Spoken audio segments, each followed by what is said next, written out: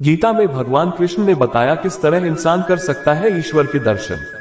हम सबने अपने मन में परमात्मा की कोई न कोई छवि बनाई हुई है। यही छवि किसी पेंटिंग या मूर्ति के रूप में भी सामने आती है। परमात्मा के निराकार निर्गुण स्वरूप की कल्पना करना हमारे लिए कठिन है, इसलिए हम उसे आंखों से देखने की कोशिश करते हैं। हम भगवान को एक भौतिक या सगुण रूप देने का प्रयास करते हैं। भगवान को देखने का सही तरीका क्या है? साकार या निराकार? भगवद गीता अध्याय 11 श्लोक 8 में भगवान कृष्ण कहते हैं, न तू मां शिक्यसे द्रष्टुम्नेन स्वचक्षुषा दिव्यम ददामि ते चक्षुर पश्यम में योगमेश्वरम। यानी तुम इन भौतिक नेत्रों से मेरे ब्रह्मांडीय रूप को नहीं देख सकते, इसलिए मेरे राजसी ऐश्वर्य को निहारने के लिए मैं तुम्हें दिव्य दृष्टि प्रदान करता हूँ। भगवान कृष्ण कहते हैं कि उनकी दिव्यता को देखने के लिए भौतिक आंखें कभी सक्षम नहीं हो पाएंगी। हमें उसे दिव्य दृष्टि से देखने की जरूरत है। भगवद गीता में भगवान कृष्ण ने अर्जुन को यह दिव्य दृष्टि दी। प्रारंभ में अर्जुन भगवान को अपनी धारणाओं के आधार पर देखता है। धीरे धीरे वह मन में बनाए सभी रूपों को तब तक ईश्वर में विलीन होते देखने लगता है जब तक कि केवल एक अलौकिक अग्नि ही शेष रह जाती है। 1000 सूर्यों की चमक के बराबर यह तेज अर्जुन को चकाचौंध और भौचक्का कर देता है। अर्जुन की ही तरह हम इंद्रियों की सीमित धारणाओं से दुनिया को देखते हैं। एक चमगादड़ इंफ्रारेड दृष्टि से जो देखता है वह मानव आंख के लिए असंभव है। इसी तरह ईश्वर को संकीर्ण दृष्टि से देखना उसके वैभव को सीमित करना है। फिर भी सब अपने अपने चश्मे से ईश्वर को देखते हैं। जैसा धारणाओं का लेंस वैसे ही दिखते हैं भगवान।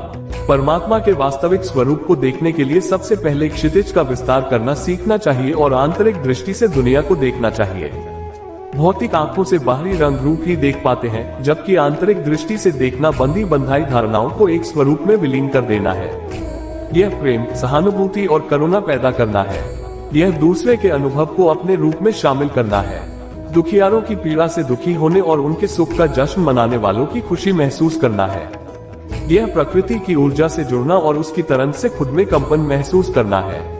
जिस क्षण आप प्रतिध्वनि से मेल खाने लगते हैं, उसी क्षण से भीतर का प्रकाश टूटने लगता है। आप आसपास और भीतर की हर चीज के लिए भक्ति और प्रेम से भरने लगते हैं। यही वह समय होता है जब आप ईश्वर को उनके वास्तविक रूप में देखने के लिए दिव्य प्रकाश से धन्य हो जाते हैं। हर जगह दैवी गुणों की तलाश करें। जब किसी चीज में सुंदरता देखते हैं तो भगवान को देख रहे होते हैं। प्रेम, करुणा और मित्रता ईश्वर के ही रूप है। क्या आपके अंदर ये गुण नहीं है? प्रेम और करुणा से भर जाए। ईश्वर को महसूस करने का यह सबसे आसान तरीका है। जीवन को इस दिव्यता से भर ले। भगवद गीता में भगवान कृष्ण अर्जुन को बताते हैं कि उन्हें सच्चे योग के ईश्वर, देवताओं के देवता के रूप में देखना कितना मुश्किल है। केवल शुद्ध भक्ति ही इस दृष्टि को प्राप्त करती है। यदि कभी भी भगवान को देखना चाहते हैं तो उन्हें भक्ति की दृष्टि से देखें। हमारे शरीर के अंदर आत्मा रहती है और यह जीवन एक परीक्षा है अपने सबसे अच्छे स्वरूप को बाहर लाने के लिए। भागवत गीता वो किताब है जो हमें इस परीक्षा को पास करने में अहम भूमिका निभाती है। भागवत गीता में 18 अध्याय और 720 श्लोक हैं। यह स्वयं परमात्मा द्वारा बोली गई थी। भगवान श्री कृष्ण ने कुरुक्षेत्र की युद्ध भूमि पर जो उपदेश अर्जुन को दिए थे उन्हें ही भगवत गीता में लिखा गया है। यह आत्मा को परमात्मा, उसकी सृष्टि और कायदों के बारे में समझाती है जिनका आत्मा को मनुष्य रूप में जरूर पालन करना चाहिए। इसके आधार पर शरीर छोड़ने पर ही आत्मा के अच्छे और बुरे कर्मों का हिसाब होगा और इस मनुष्य रूपी शरीर से मुक्ति मिलेगी। हमारी आत्मा इस जन्म मरण के चक्र से पार होकर उस परमपिता परमेश्वर को प्राप्त करती है। श्रीमद् भागवत गीता हमें ईश्वर को समझने और उन्हें प्राप्त करने का रास्ता दिखाती है। गीता को पूरा ध्यान लगाकर पढ़ें और साफ सफाई का विशेष ध्यान रखें। आज हम आपको भागवत गीता के सार के बारे में जानकारी देंगे। पूर्ण सिद्धि योगी बन सकते हो। गीता में भगवान श्री कृष्ण ने बताया है कि सच्चे मन से भगवान की पूजा करने से व्यक्ति पूर्ण सिद्धि को भी प्राप्त कर सकता है। जो व्यक्ति अपनी इंद्रियों को वश में कर लेते हैं और ईश्वर की आराधना करते हैं उन्हें परमपिता परमेश्वर की प्राप्ति होती है। ऐसे लोग सिद्धि को प्राप्त कर सिद्ध पुरुष बन जाते हैं। खुद को ईश्वर को समर्पित कर दो। जो व्यक्ति खुद को ईश्वर को समर्पित कर देता है तो ईश्वर ही उसका सहारा बन जाते हैं। इस प्रकार से वह चिंता, शोक और भय से हमेशा के लिए मुक्त हो जाता है। गीता के उपदेशों से यह बात पता चलती है, जब इंसान अपना सब कुछ ईश्वर के प्रति समर्पित कर देता है तो उसे जीवन में आनंद की अनुभूति होती है। मनुष्य के साथ हमेशा ईश्वर है। गीता के सार में बताया गया है कि हर व्यक्ति के साथ ईश्वर है। ईश्वर उसे अच्छे कर्मों के लिए प्रेरित करते हैं। अगर हम यह मान लेते हैं कि इस समय संसार को चलाने वाला एक ईश्वर है और उसके हाथ में यह समस्त संसार है, तो हमारा जीवन बदल जाएगा। हमें दुखों में घबराना नहीं चाहिए, क्योंकि ईश्वर ही आपको इस मुश्किल से बाहर निकलने का रास्ता दिखाता है। इसलिए ईश्वर पर हमारा अटूट विश्वास होना चाहिए। जन्म, मृत्यु और जीवन का चरण। श्री भागवत गीता के अनुसार परिवर्तन ही इस संसार का नियम है। गीता में कहा गया है कि जिसे तुम मृत्यु समझकर डरते हो वह भी जीवन ही है, क्योंकि मृत्यु के बाद फिर से नया जीवन शुरू होता है। यहाँ सब कुछ बदलता रहता है, जैसे आज कोई अमीर है तो कल कोई गरीब बन जाता है। इसलिए गीता की इन बातों को समझकर अपने जीवन में उतारना चाहिए। सारा झगड़ा केवल छोटे बड़े और अपने पराये का ही है। इसे हमें अपने मन से निकाल देना चाहिए। हमें स्वार्थ और लालच को छोड़ देना चाहिए।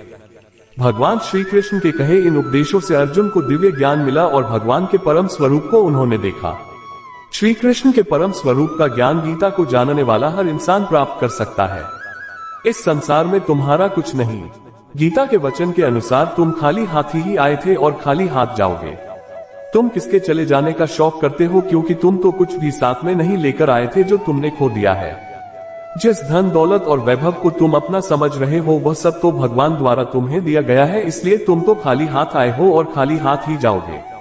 जिसे तुम भूल से अपना समझकर दुखी हो वह तो तुम्हारा भ्रम ही है, क्योंकि तुम्हारा तो कुछ भी नहीं है, सब तो ईश्वर का है।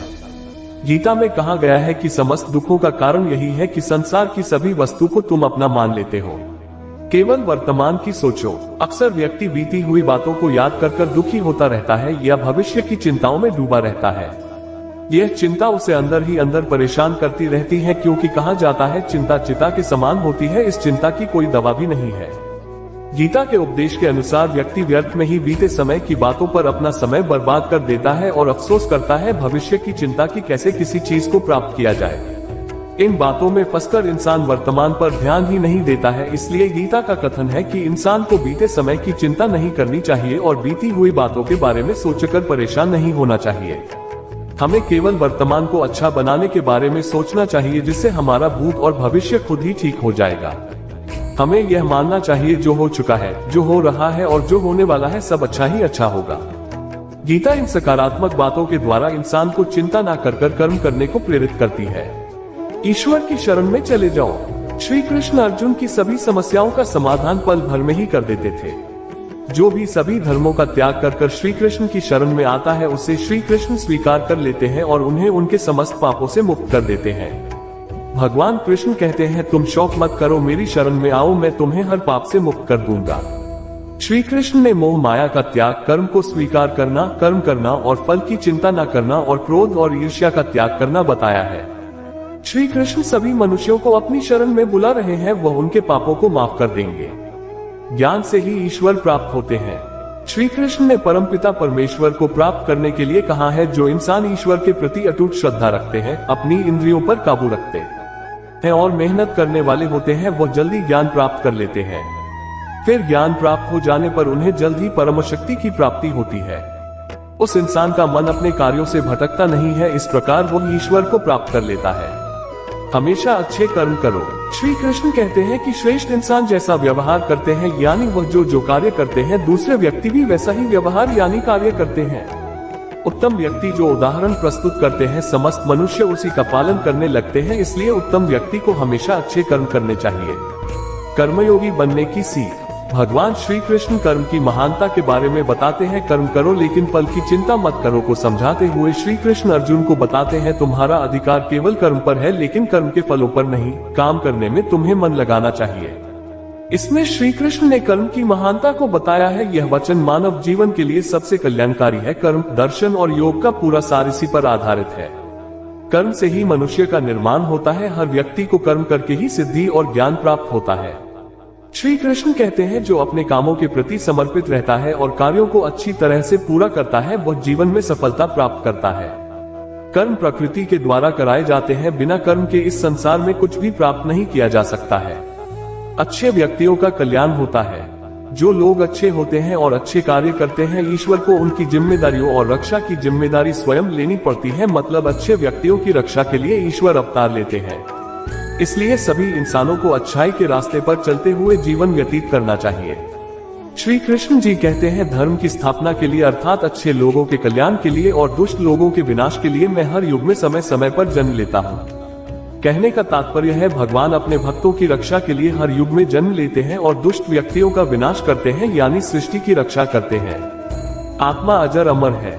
श्री कृष्ण के इस उपदेश का अर्थ है कि आत्मा को ना शस्त्र से काटा जा सकता है, ना ही उसे जला सकते हैं। आत्मा पानी से भी नहीं भीगती और आत्मा को ना हवा सुखा सकती है। गीता के इस वचन के अनुसार आत्मा अमर और शाश्वत है। अगर इंसान की आत्मा मोह माया के बंधन में रहती है तो उसे मोक्ष की प्राप्ति नहीं होती है। इसलिए आत्मा का शुद्धिकरण जरूरी है। यह शरीर नश्वर है। यह शरीर 5 तत्व अग्नि, जल, वायु, पृथ्वी और आकाश से बना है और अंत में शरीर इसी में मिल जाना है। शरीर से आत्मा चली जाएगी, क्योंकि आत्मा कभी नहीं मरती। श्री कृष्ण ने कहा है कि इंसान का शरीर एक तरह का वस्त्र है जिसे आत्मा हर जन्म में बदलती रहती है। कहने का तात्पर्य है कि मनुष्य का शरीर एक दिन नष्ट हो जाएगा, परंतु आत्मा हर जन्म में शरीर रूपी वस्त्र को बदलती है। इसे ही जन्म मरण का चक्र भी कहते हैं। मौत के बाद फिर जिंदगी है। जब तक आत्मा को मोक्ष प्राप्त नहीं होता तब तक वह जन्म लेती है। क्रोध बुद्धि का नाश करता है।